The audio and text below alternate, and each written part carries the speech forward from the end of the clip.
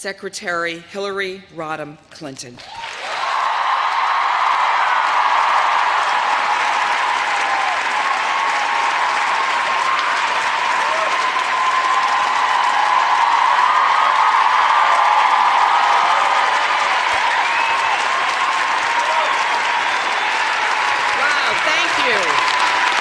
Thank you so much.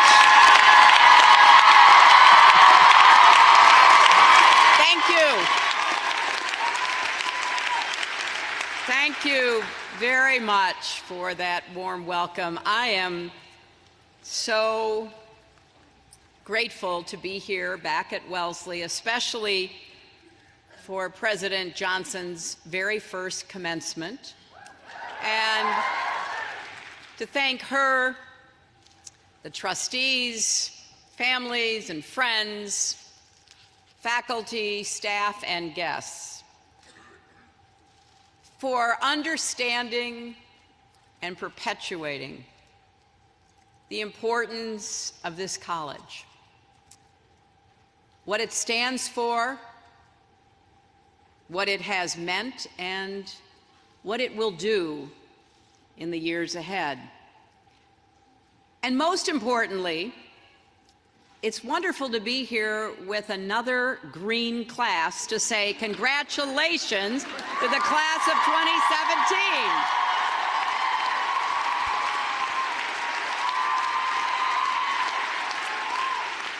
Now, I have some of my dear friends here from my class, a green class of 1969. And I assume, or at least you can tell me later, unlike us, you actually have a class cheer. 1969 Wellesley.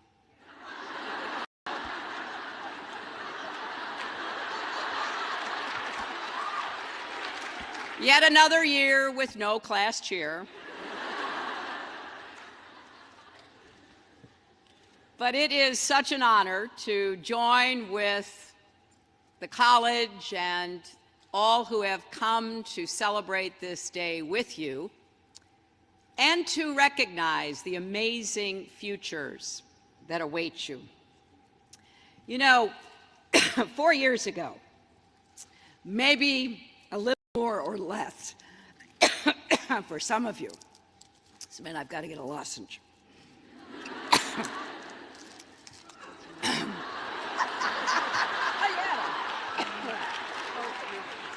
Thank you. I told the trustees I was sitting with, after hearing Tala's speech, I didn't think I could get through it. So we'll blame allergy instead of emotion. But you know, you arrived at this campus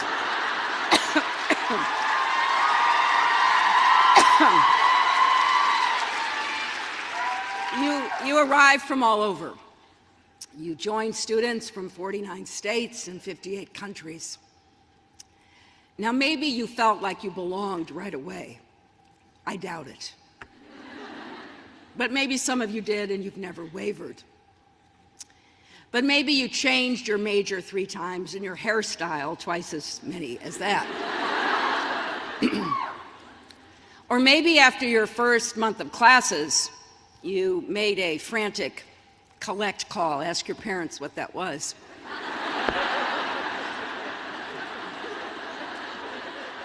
Back to Illinois to tell your mother and father you weren't smart enough to be here. My father said, "Okay, come home." My mother said, "You have to stick it out." That's what happened to me.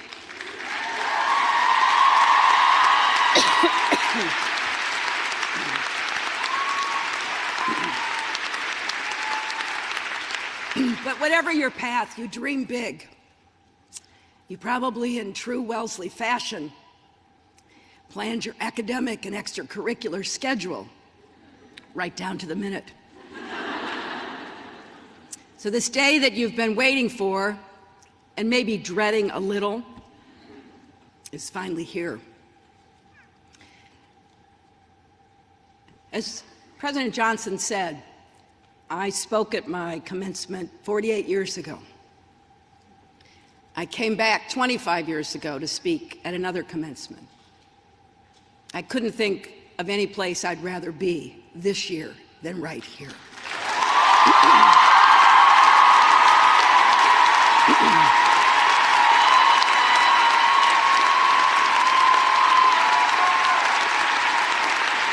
Now,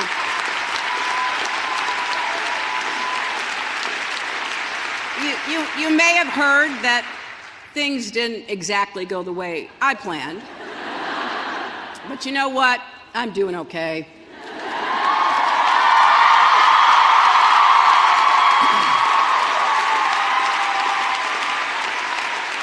I've gotten to spend time with my family, especially my amazing grandchildren. I was going to give the entire commencement speech about them, but was talked out of it.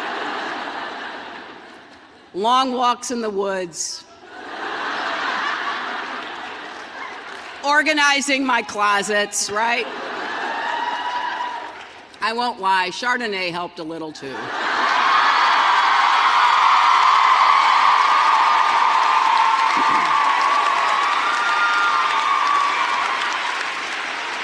But here's what helped most of all: remembering who I am, where I come from, and what I believe. And that is what Wellesley means to me. This college gave me so much. It launched me on a life of service and provided friends that I still treasure.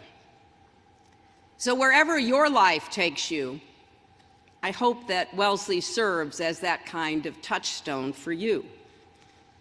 Now, if any of you are nervous about what you'll be walking into when you leave the campus, I know that feeling. I do remember my commencement. I'd been asked by my classmates to speak. I stayed up all night with my friends, the third floor of Davis, writing and editing the speech by the time we gathered in the academic quad. I was exhausted, my hair was a wreck. The mortarboard made it even worse. But I was pretty oblivious to all of that, because what my friends had asked me to do was to talk about our worries and about our ability and responsibility to do something about them. We didn't trust government, authority figures, or really anyone over 30. In large part thanks to years of heavy casualties and dishonest official statements about Vietnam, and deep differences over civil rights and poverty here at home.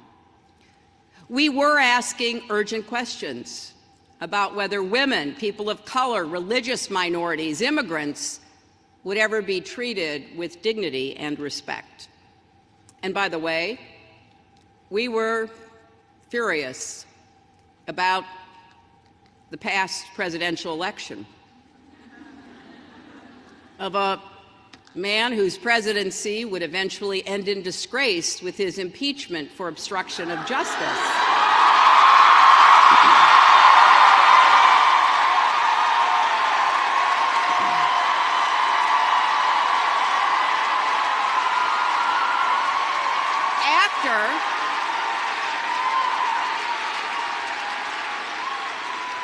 After firing the person running the investigation into him at the Department of Justice. But here's what I want you to know. We got through that tumultuous time. And once again, we began to thrive as our society changed laws and opened the circle of opportunity and rights wider and wider for more Americans. We revved up the engines of innovation and imagination. We turned back a tide of intolerance and embraced inclusion. The we who did those things were more than those in power who wanted to change course. It was millions of ordinary citizens, especially young people, who voted, marched, and organized. Now, of course, today has some important differences. The advance of technology, the impact of the internet, our fragmented media landscape make it easier than ever to splinter ourselves into echo chambers. We can shut out contrary voices, avoid ever questioning our basic assumptions. Extreme views are given powerful microphones. Leaders willing to exploit fear and skepticism have tools at their disposal that were unimaginable when I graduated. And here's what that means to you, the class of 2017. You are graduating at a time when there is a full-fledged assault on truth and reason. Just log on. Just log on to social media for 10 seconds. It will hit you right in the face. People denying science, concocting elaborate, hurtful conspiracy theories about child abuse rings operating out of pizza parlors, drumming up rampant fear about undocumented immigrants, Muslims, minorities, the poor, turning neighbor against neighbor and sowing division at a time when we desperately need unity. Some are even denying things we see with our own eyes, like the size of crowds.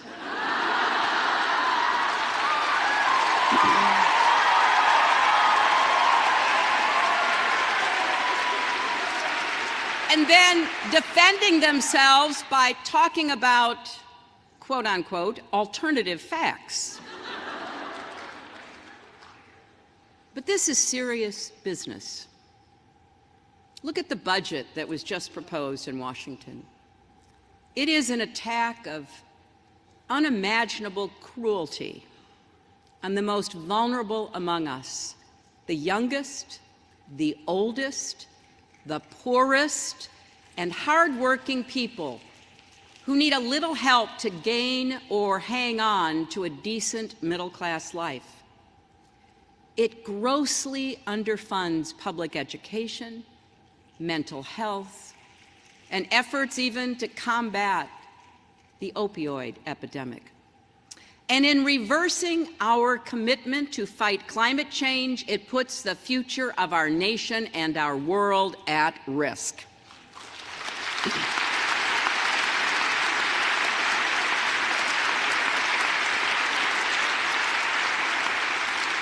And to top it off, it is shrouded in a $1 trillion mathematical lie. Let's call it what it is. It's a con. They don't even try to hide it. Why does all this matter? It matters because if our leaders lie about the problems we face, we'll never solve them. It matters because it undermines confidence in government as a whole, which in turn breeds more cynicism and anger.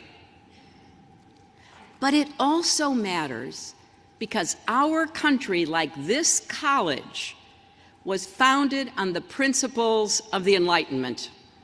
In particular, the belief that people, you and I, possess the capacity for reason and critical thinking, and that free and open debate is the lifeblood of a democracy.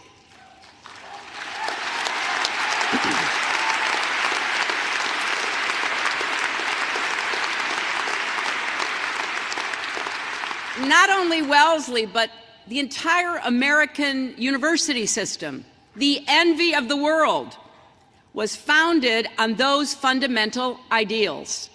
We should not abandon them. We should revere them. We should aspire to them every single day in everything we do. And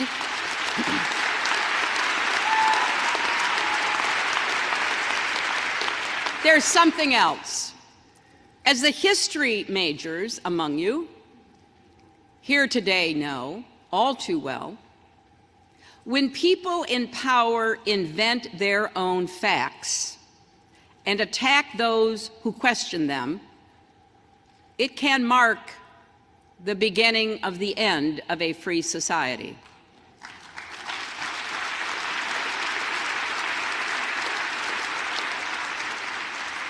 That is not hyperbole. It is what authoritarian regimes throughout history have done.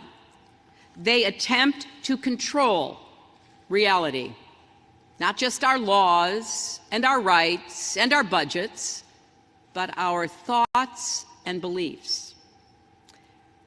Right now, some of you might wonder, well, why am I telling you all this? You don't own a cable news network. You don't control the Facebook algorithm. You aren't a member of Congress yet.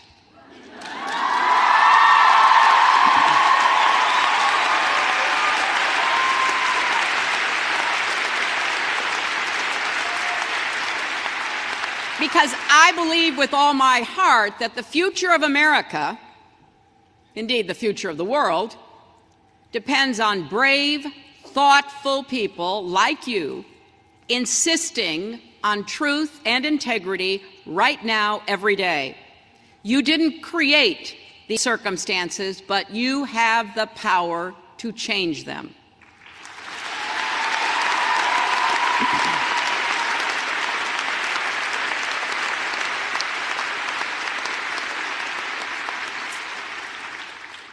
Václav Havel, the dissident playwright, first president of the Czech Republic, wrote an essay called "The Power of the Powerless."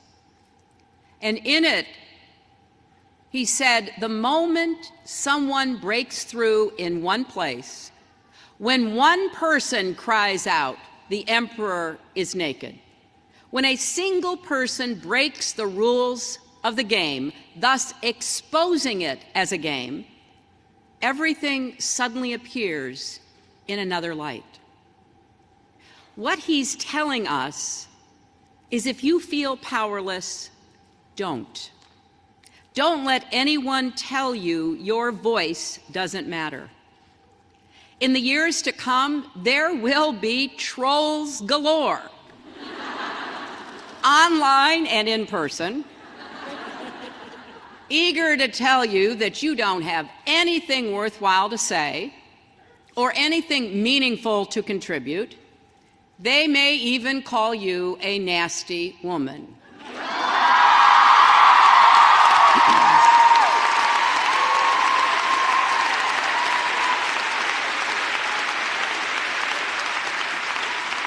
Some may take a slightly more sophisticated approach and say, your elite education means you are out of touch with real people. In other words, sit down and shut up. Now, in my experience, that's the last thing you should ever tell a Wellesley graduate.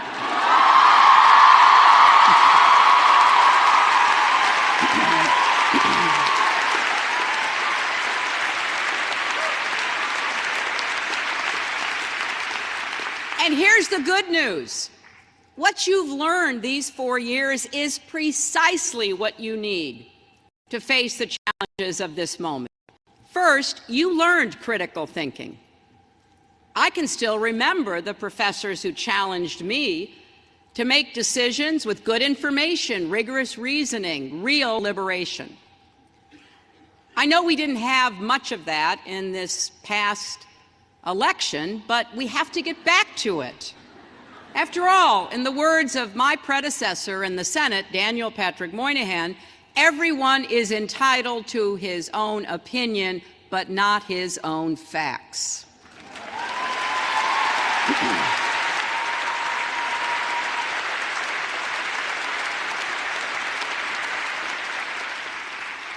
And your education gives you more than knowledge.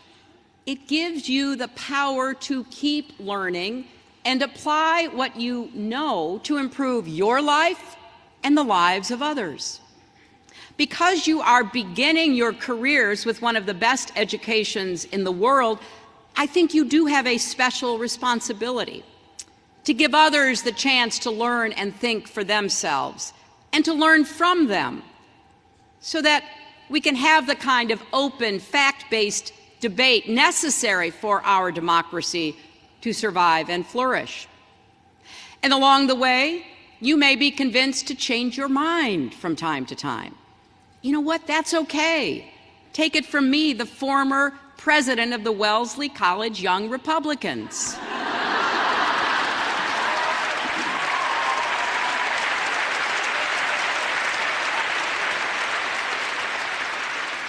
Second, you learn the value of an open mind and an open society. At their best, our colleges and universities are free market places of ideas, embracing a diversity of perspectives and backgrounds. That's our country at our best, too. An open, inclusive, diverse society is the opposite of an antidote to a closed society where there is only one right way to think, believe, and act. Here at Wellesley, you've worked hard to turn this ideal into a reality. You've spoken out against racism and sexism and xenophobia and discrimination of all kinds. And you've shared your own stories. And at times, that's taken courage.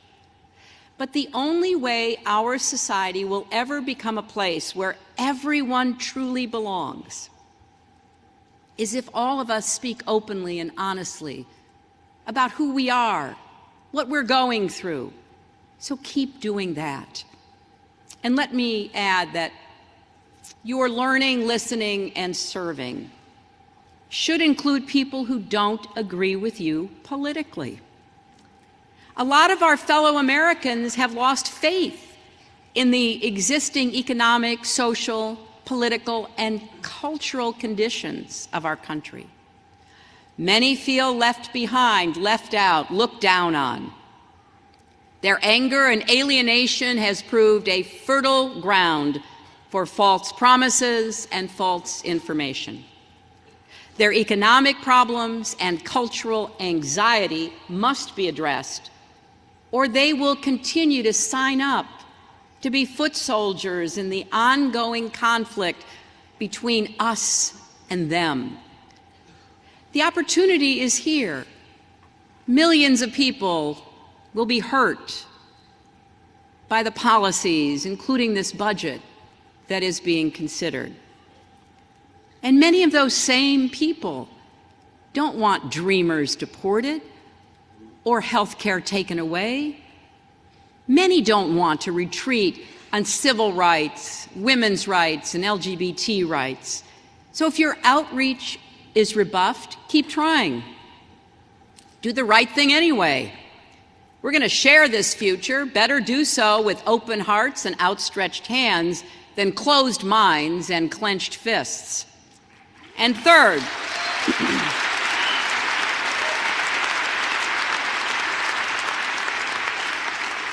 here at Wellesley, you learned the power of service. Because while free and fierce conversations in classrooms, dorm rooms, dining halls are vital, they only get us so far. You have to turn those ideas and those values into action. This college has always understood that. The motto, which you've heard twice already, not to be ministered unto, but to minister, is as true today as it ever was. When you think about it, it's kind of a old-fashioned rendering of President Kennedy's great statement, ask not what your country can do for you, ask what you can do for your country. Not long ago, I got a note from a group of Wellesley alums and students who had supported me in the campaign. They worked their hearts out. And like a lot of people, they're wondering, what do we do now? Well, I think there's only one answer: keep going. Don't be afraid of your ambition. of your dreams, or even your anger. Those are powerful forces, but harness them to make a difference in the world. Stand up for truth and reason. Do it in private, in conversations with your family, your friends, your workplace, your neighborhoods, and do it in public, in Medium posts, on social media, or grab a sign and head to a protest. Make defending truth and a free society a core value of your life every single day. So wherever you wind up next, the minute you get there, register to vote.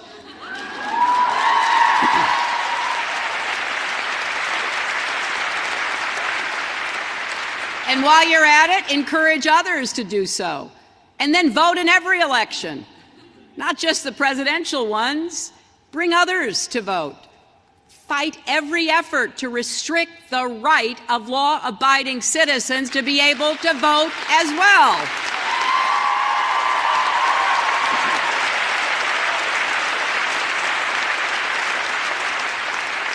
Get involved in a cause that matters to you. Pick one. Start somewhere. You don't have to do everything, but don't sit on the sidelines.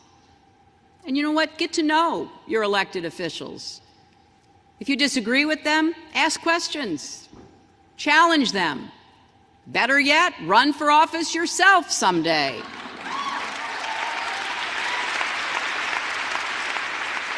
Now, that's not for everybody, I know. And it's certainly not for the faint of heart. But it's worth it. As they say in one of my favorite movies, A League of Their Own, it's supposed to be hard. The hard is what makes it great. As Tala said, the day after the election, I did want to speak particularly to women and girls everywhere, especially young women, because you are valuable and powerful and deserving of every chance and opportunity in the world. Not just your future, but our future depends on you believing that. We need your smarts, of course, but we also need your compassion, your curiosity, your stubbornness. And remember, you are even more powerful because you have so many people supporting you, cheering you on, standing with you through good times and bad.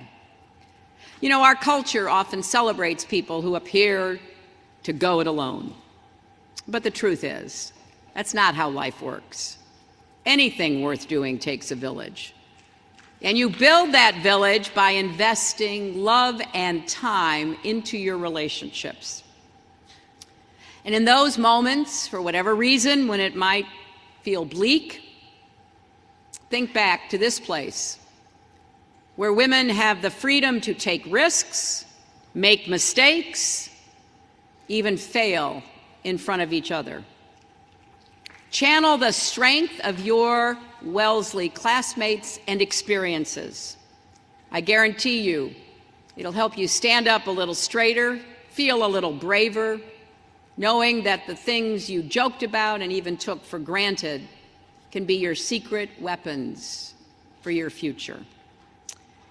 One of the things that gave me the most hope and joy after the election, when I really needed it, was meeting so many young people who told me that my defeat had not defeated them.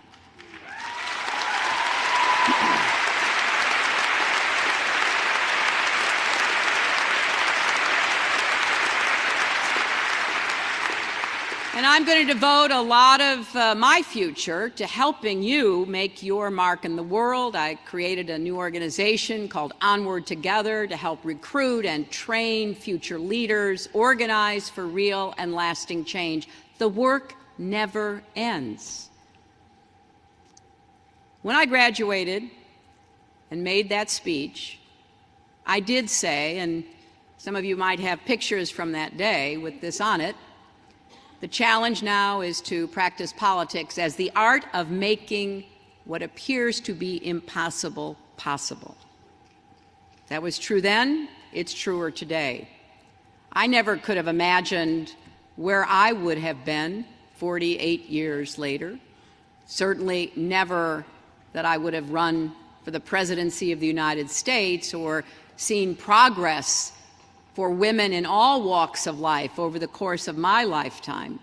And yes, put millions of more cracks in that highest and hardest glass ceiling. Because just in those years, doors that once seemed sealed to women are now open. They're ready for you to walk through or charge through, to advance the struggle for equality, justice, and freedom. So whatever your dreams are today, dream even bigger. Wherever you have set your sights, raise them even higher. And above all, keep going. Don't do it because I asked you to. Do it for yourselves.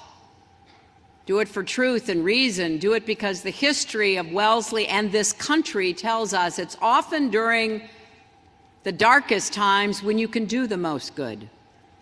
Double down on your passions. Be bold. Try, fail, try again, and lean on each other. Hold on to your values. Never give up on those dreams. I'm very optimistic about the future because I think after we've tried a lot of other things, we get back to the business of America. I believe in you with all my heart. I want you to believe in yourselves. So go forth, be great, but first, graduate. Congratulations!